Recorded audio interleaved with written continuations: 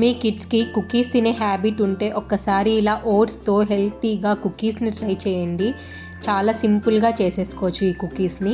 Cookies చాలా క్రంచీగా వస్తాయి, చాలా టేస్టీగా కూడా ఉంటాయి. ఫస్ట్ ఓవెన్ని 190 degrees దగ్గర 10 minutes ప్రీహీట్ చేసేసుకోవాలి. తర్వాత 1.5 cup ఓట్స్ని తీసుకొని ప్యాన్లో వేసేసి డ్రై రోస్ట్ చేసేసుకోవాలి. ఈ ఓట్స్ని మనము క్రిస్పీగా వచ్చేంత వరకు రోస్ట్ చేసుకోవాలి. క్రిస్పీగా వచ్చిన తర్వాత ఆఫ్ చేసేసుకొని చల్లరటానికి పక్కన పెట్టుకోవాలి.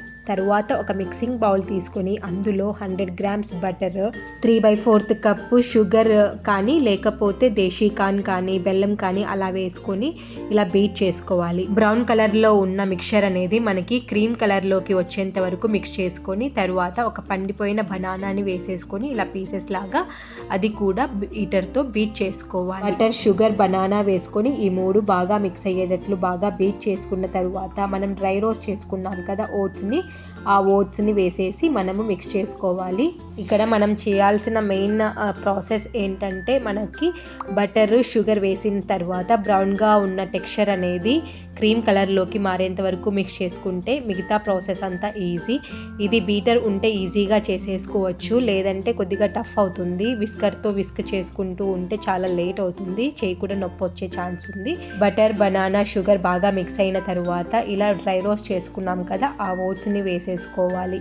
ఓట్స్ వేసుకున్న తర్వాత 3/4 cup వీట్ ఫ్లోర్, తరువాత 1/4 teaspoon baking soda, 1/4 teaspoon cinnamon powder. మనం అన్సాల్టెడ్ బటర్ యూస్ చేస్తే పించ్ ఆఫ్ సాల్ట్ వేయాలి, లేదంటే అవసరం లేదు. పించ్ ఆఫ్ సాల్ట్ వేసి కొంచెం వెనిలా ఎక్స్ట్రాక్ట్ వేసేసుకొని అన్నీ బాగా మిక్స్ చేసుకోవాలి. తరువాత ఇవన్నిటిని బాగా మిక్స్ చేసుకోవాలి. ఇలా బాగా మిక్స్ అయిన తరువాత మనకి బ్యాటర్ అనేది ఈ కన్సిస్టెన్సీలో ఉంటుంది.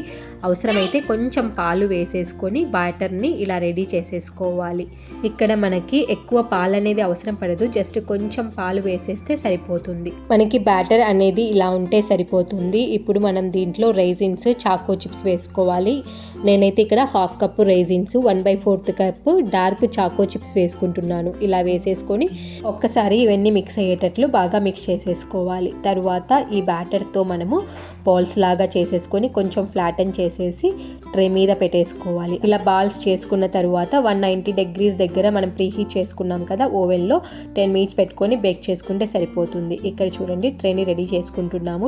ఒక ట్రేని తీసుకొని అందులో బటర్ పేపర్ పెట్టేసేసి బటర్ పేపర్ మీద కొంచెం చిన్న బాల్స్ తీసుకొని మన చేతులకు గీ అప్లై చేసుకోవాలి.